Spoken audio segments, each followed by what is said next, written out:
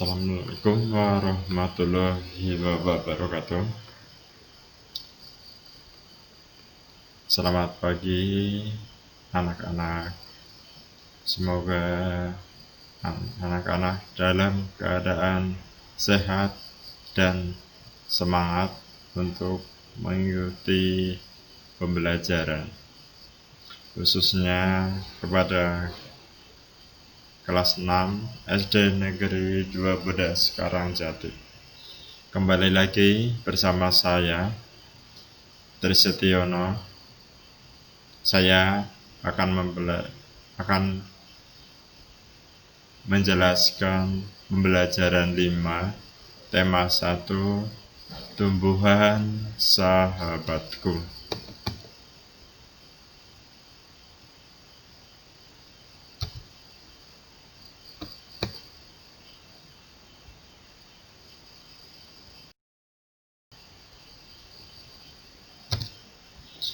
Sebelumnya, seperti biasa, akan Pak Guru jelaskan tujuan pembelajaran. Perlu anak-anak ketahui, dalam pembelajaran 5 ini terdapat 2 muatan pelajaran, yaitu muatan pelajaran IPS dan SPDP. Adapun tujuan pembelajarannya, yang pertama, peserta didik dapat mengidentifikasi karakteristik geografis dan kehidupan sosial, budaya, ekonomi, politik negara ASEAN. Yang kedua, peserta didik dapat menyajikan hasil identifikasi karakteristik geografis dan kehidupan sosial, budaya, ekonomi, dan politik negara ASEAN. Yang ketiga, peserta didik memahami bentuk patung. Yang keempat, peserta didik dapat membuat patung sederhana. Pembelajaran yang pertama yaitu kondisi geografis negara ASEAN.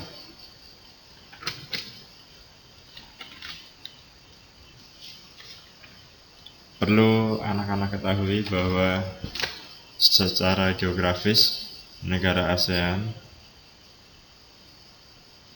terletak di antara, perhatikan ya, yang pertama benua Asia, benua Australia, kemudian perairannya di sebelah timur ada Samudra Pasifik, kemudian sebelah barat Samudra India, kemudian ada beberapa perairan yang membatasi wilayah Asia Tenggara seperti Teluk Benggala di sebelah barat Asia Tenggara, kemudian Laut Cina Selatan di sebelah utara.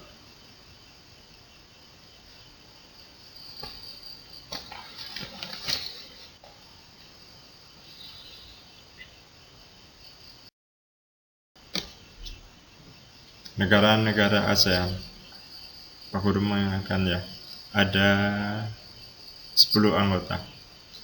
Yang pertama ada Indonesia, Malaysia, Singapura, Brunei Darussalam, Filipina, Kamboja, Thailand, Vietnam, Laos, dan Myanmar. Saya lanjutkan keadaan iklim.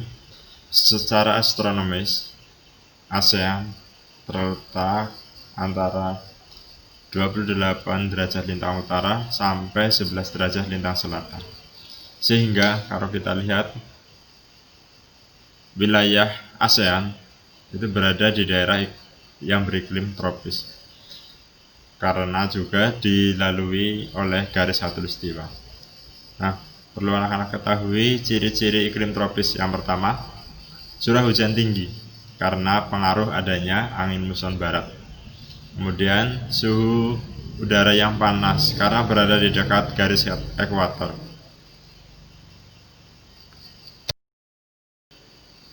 Nah, di ASEAN juga terdapat iklim fisik, yaitu keadaan iklim yang ditinjau dari keadaan fisik muka bumi dan wilayah perairan.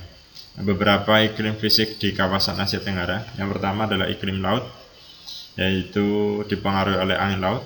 Iklim gunung, iklim yang dipengaruhi oleh adanya gunung-gunung tinggi. Iklim dataran rendah, yaitu iklim yang dipengaruhi oleh adanya dataran rendah yang tersebar di kawasan Asia Tenggara. Saya lanjutkan mengenai sumber daya alam di kawasan Asia Tenggara. Ada beberapa jenis sumber daya alam yang ada di kawasan Asia Tenggara ya. Yang pertama adalah tanah. Nah, di kawasan Asia Tenggara terdapat tanah vulkanik dan tanah aluvial. Vulkanik itu merupakan hasil proses vulkanisme atau gunung berapi.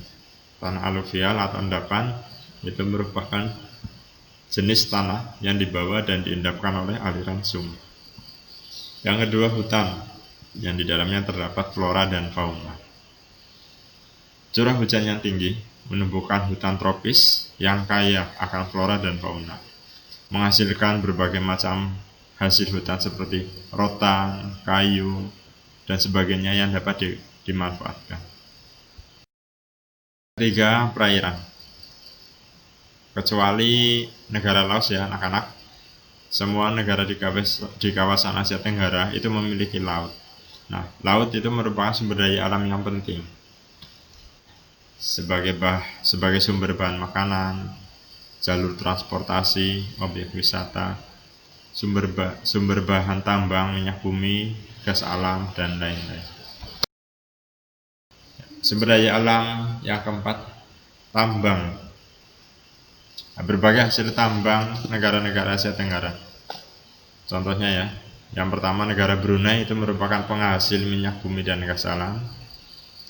Filipina menghasilkan biji besi, krom, tembaga, emas, perak, timah putih.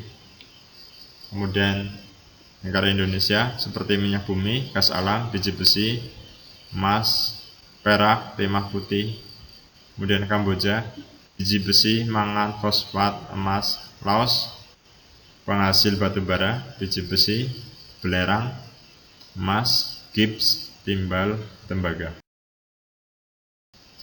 Selanjutnya Malaysia, timah putih, minyak bumi, gas alam, biji besi, emas, dan bauksit.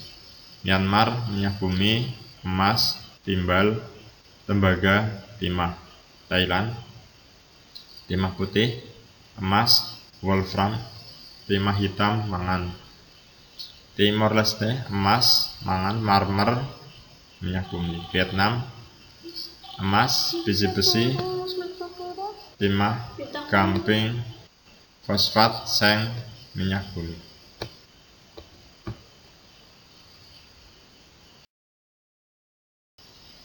Saya lanjutkan keadaan penduduk Asia Tenggara. Menurut A.L. Kroeber, suku bangsa Asia Tenggara merupakan keturunan dari dua ras, yaitu yang pertama adalah ras Negroid. Nah, ras Negroid ini menempati semenanjung Melayu dan wilayah negara Filipina. Yang kedua adalah ras Mongoloid, itu menempati kepulauan Indonesia, Malaysia, dan Filipina. Perlu anak-anak ketahui bahwa ras Mongoloid di Indonesia dibedakan menjadi dua. Yang pertama Proto-Melayu, atau kita sebut dengan Melayu tua, seperti suku Batak, Dayak, dan Toraja. Deutero-Melayu atau Melayu muda, suku Bali, Jawa, dan Minangkabau. Nah, suku-suku yang jumlahnya besar di Asia Tenggara antara lain suku bangsa Lao, Yao, dan Tai di Laos dan Thailand, suku bangsa Semang dan Sakai di Malaysia, suku bangsa Khmer di Kamboja, suku bangsa Man, To, Muong, dan Vietnam di Vietnam, suku bangsa Jawa, Sunda, Bali, Batak, dan Dayak di Indonesia, suku bangsa Cina, India, Melayu, dan Pakistan di Singapura. Kemudian mata pencarian penduduk.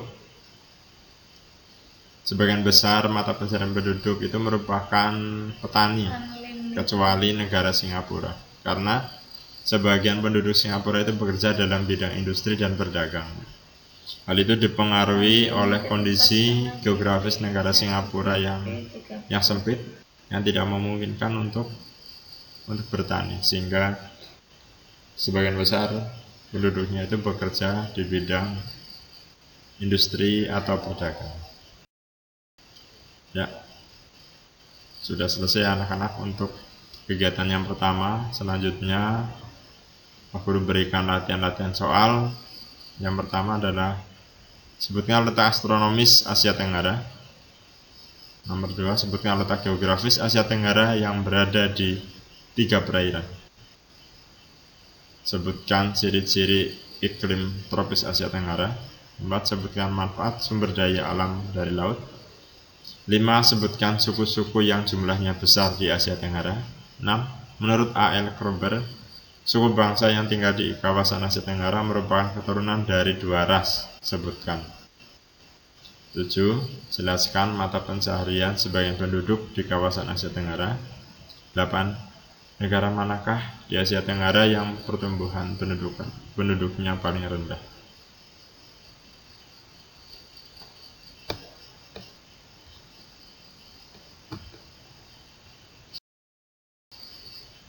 Patung ya anak-anak. Sekarang seperti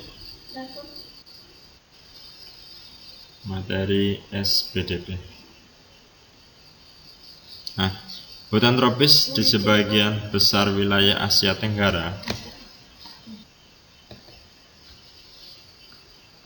Hutan tropis di sebagian besar wilayah Asia Tenggara menghasilkan kayu yang sangat bermanfaat bagi penduduknya. Sebagian dari mereka memanfaatkan kayu untuk dibuat patung. Nah, patung Nusantara tersebut itu banyak diminati masyarakat dunia. Pada pembelajaran dua ini ya, kalian silakan berdiskusi dengan kelompok bagaimana cara membuat patung yang sederhana. Kemudian nanti buat laporannya.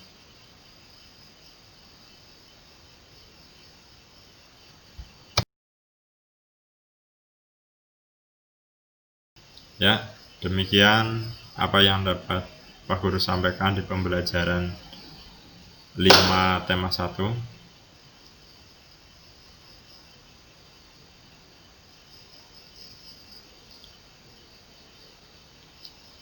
Jika ada kekurangan dan kesalahan dalam menyampaikan, anak-anak nanti bisa SMS atau WA secara langsung ke Pak Guru. Billahi taufiq wal hidayah. Wassalamualaikum warahmatullahi wabarakatuh.